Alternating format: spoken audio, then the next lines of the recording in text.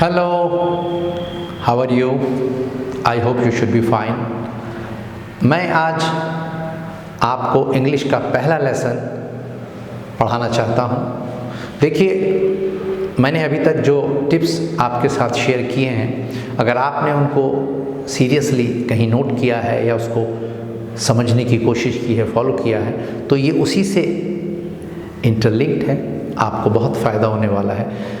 देखिए, हम इंग्लिश में एक चीज़ होती है हेल्पिंग वर्ब, यानी कि नेगेटिव सेंटेंसेस जहाँ शुरू होते हैं वहाँ हेल्पिंग वर्ब का यूज़ होता है।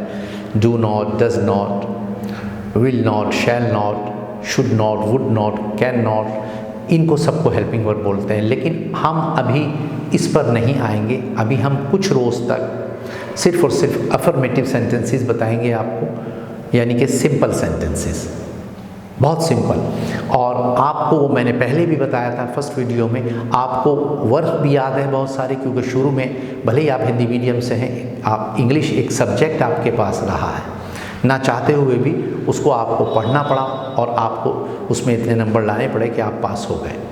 तो आज मैं आपको सिर्फ और सिर्फ सिंपल सेंटेंसेस चंद बताऊंगा और फिर उसके बाद आपको उसी की मैं रिहर्सल करवाऊंगा, उसी की प्रैक्टिस करवाऊंगा।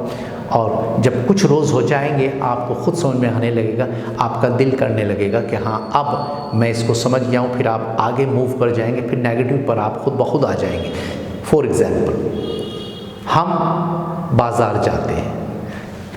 एक चीज़ होती है इंग्लिश में सब्जेक्ट। सब्जेक्ट का मतलब होता है जो काम को करता है। वी यहाँ सब्जेक्ट है और करना यहाँ पर वर्ब है मीट, या बाज़ार जाना गो, या मिलना या खाना, ये सब चीज़ें वर्ब होती हैं। तो सब्जेक्ट के फ़ौरन बाद इसका इस्तेमाल करते हैं।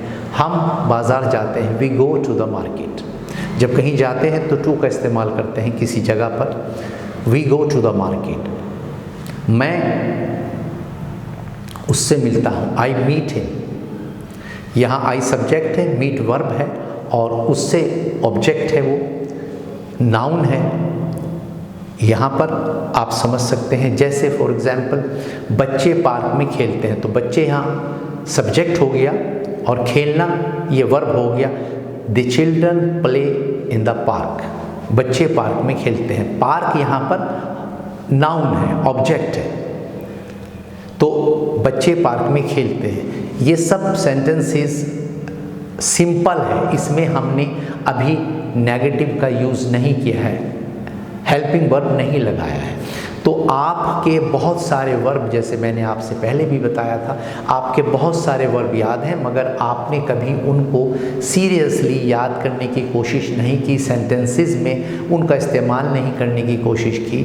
जो भी उसकी रीज़न्स रहे, चाहे वो आपका हेजिटेशन है या बहुत ज़्यादा सीरियस नहीं थे। तो अगर आप उन वर्ब्स को जिस तरीके से मैंने बताया है, जैसे मिसाल के तौर पे वो खाना खाती है, वो खाना खाती है, तो यहाँ पर आखिर में जो सेंटेंस ख़त्म हो रहा है, इसका मतलब लड़की का जिक्र है। अगर होता वो खाना खाता है तो लड़के का, इस सेंटेंस से पता चल जाता है लास्ट में लड़की का जिक्र किया जा रहा है या लड़के का। तो वो खाना खाती है, she eats the food. She यहाँ सब्जेक्ट हो गया और ईट वर्ब हो गया और फूड खाना ये जो है ये नाउन हो गया। तो शी ईट्स द फूड। अब कुछ स्टूडेंट्स पूछ सकते हैं कि इसमें ईट में एस का इस्तेमाल क्यों हुआ है। ये मैं आपको आगे बताऊंगा कि इसमें क्यों हुआ है। अगर अभी बता दूंगा तो मुमकिन है, पॉसिबिलिटी है कि आप कंफ्यूज्ड हो जाएं। लेकिन आपको बस करना आज इतना है कि आपको जो वर्ब आपके याद हैं, आप कोशिश कीजिए, खाना, पीना, जाना, आना, मिलना, उठना, सोना, रोना, धोना, ये तमाम तरह के वर्ब्स हैं। इससे पहले सब्जेक्ट लगाइए, वर्ब लगाइए और आखिर में एक ऑब्जेक्ट लगा दीजिए, आपका वाक्य पूरा हो गया। जब आप इस तरह लगाएंगे तो आपका कॉन्फिडेंस बढ़ेगा, आपको खुद ब खुद अच्छा लगने लगेगा। ये तो मैं जान गया, ये तो मैंने सही बनाया है। अभी आपको लगता है कि अगर आपको ये कहना है कि मुझे उससे मिलना है या मैं उससे मिलता हूँ, तो आपको थोड़ा सा सोचने में, आपको सोचना पड़ेगा, फिर बनाना पड़ेगा। लेकिन मैंने आपकी ये परेशानी, ये जो दिक्कत है, कम कर दी है। आप सब्जेक्ट उठाएं, वर्ब उठाएं, ऑब्जेक्ट उठाएं, वाक्य बना दीजिए, उसको सही तरीके से पिरो दीजिए उसके अंदर, वो समझ में आ जाएगा।